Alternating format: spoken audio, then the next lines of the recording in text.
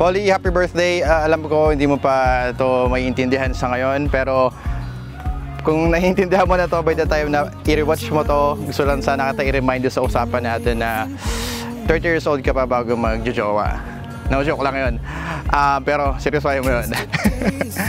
No, siguro message ko sa'yo, I'll do my best, kami ng mami mo, to give you the wings that you need para mag-succeed ka dito sa mundo natin. Though we're just temporary here. I'll do my best with the help of the Lord to give you the wings that you need to succeed here. And that's the right foundation ng pagkakilala mo kay Lord Jesus Christ. And the other wing is, of course, the education that you need para mag-succeed ka dito sa earth.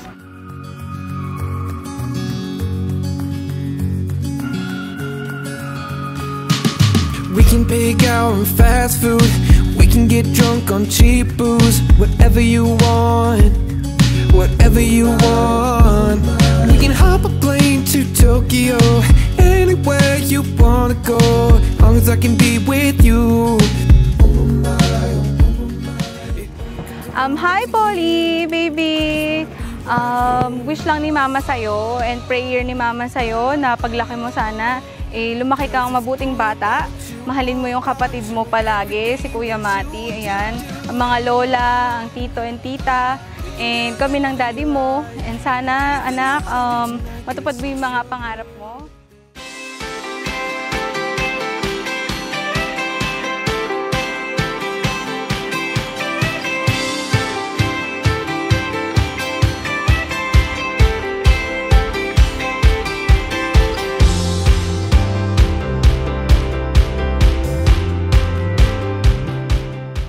Happy birthday, Polly.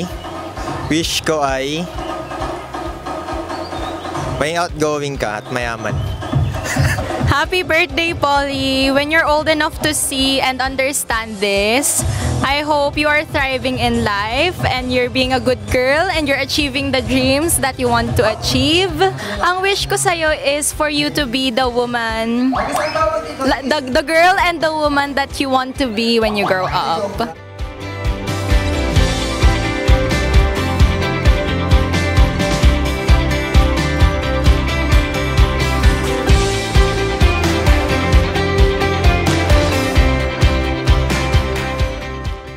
Sana lumaki kang mabait na anak, masunurin sa magulang, mapagmahal, at matupad lahat ng mga pangarap mo.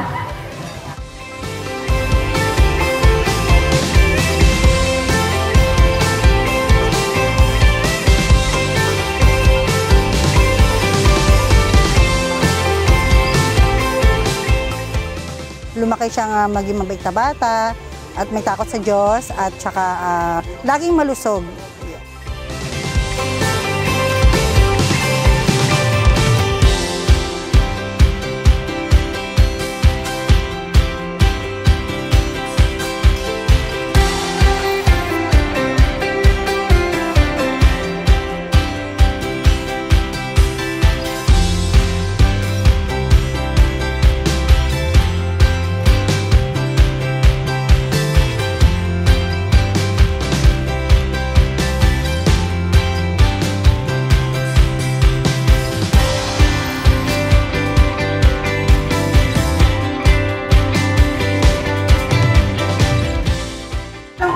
Polly is lumaki po siyang mabuting bata, kapagmahal ng kapatid sa kuya niya, and nakikinig po siya. Naiintindihan mo ako?